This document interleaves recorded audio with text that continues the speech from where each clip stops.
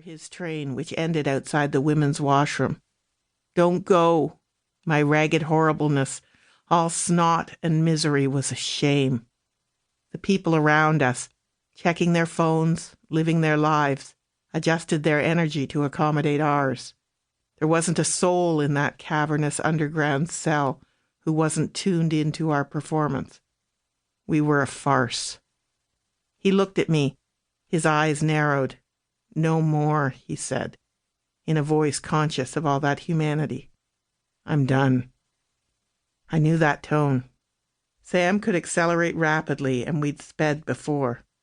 But now he was on fire. Something about this time was making the roots of my hair ache. Trains rumbled above.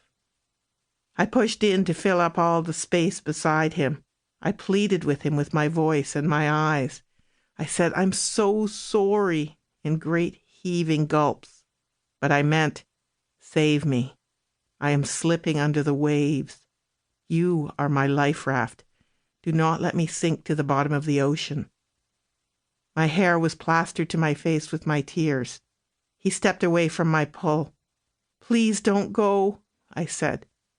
All the eyes in that sub-basement flicked to me. The curious, the entertained, the sorry. "I am leaving now, and this is goodbye," he hissed. He was beautiful, his features at their peak in his rage. Ironically, his smile lines were their most pronounced when he was pissed.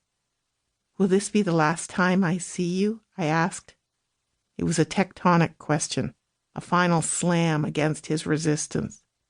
Having to say so out loud would shock him, surely. He told me, "Yes, it will be the last time you see me." He used to give me the scuba diving signal we'd learned in Cuba that lets your partner know you're watching out for them. "See me," he would indicate across prickly public spaces. "I've got you." His gaze now was vacant. He'd withdrawn his investment. The crowd leaned in for my response to his terrible declaration, and I did not disappoint. I reached for his face and wept, never not looking at him. And then I paused a shuddering moment in that cold, final place and took him in, just in case. That he allowed all this theater terrified me. I felt, inside that drama, inside that station, worse than I had ever felt. How could he be leaving? How could we be ending? How could one person lose an entire other person, a person who was so essential? The vastness of the questions floored me, flattened me to the tiles outside the women's washroom.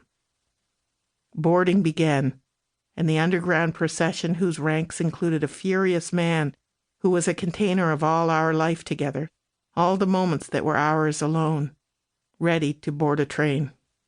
2 minutes. "Please," I wailed, but the line's momentum pulled him with it, and he was swept up in the rolling luggage. "Don't go," I choked, from beside the women's washroom, from the saddest patch of the black universe. But he did. And so I sank down, down into the waves, no longer attached to him or anything. I could be swept into terrifying anywhere, now that nothing secured me to this earthly plane. I was at everything's mercy, churning away from what gave me my shape. I was unmoored. I don't remember if he looked back, but I can't imagine he wouldn't have. He always looked back. This was where heartbreak began.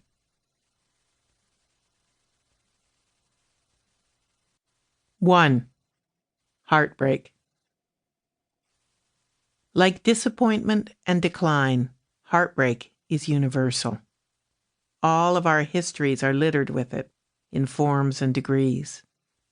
If you're alive on this earth, you know heartbreak, or will. Death and loss have much to answer for. Everything that lives dies. Everything we have, we can lose. Friendships, parents, love. When I was 12 and just beginning to notice patterns, I wrote "Nothing human is constant" on my binders in ballpoint, early inklings of my central script. Romantic heart.